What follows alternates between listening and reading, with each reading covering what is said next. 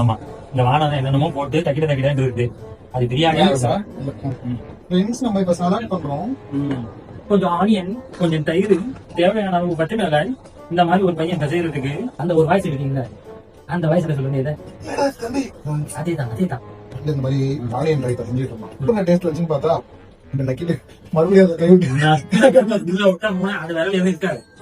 பாவியா உங்களை நம்பி சாப்பிடலாமா வேணாமா? எப்படி யாரும் கையாட்டி போடணும். முதல்ல கையை விட்டுறாங்க. கையை ஒரு நல்ல பொண்ணு சமைச்சு செஞ்சா அதுல ஒரு டேஸ்ட்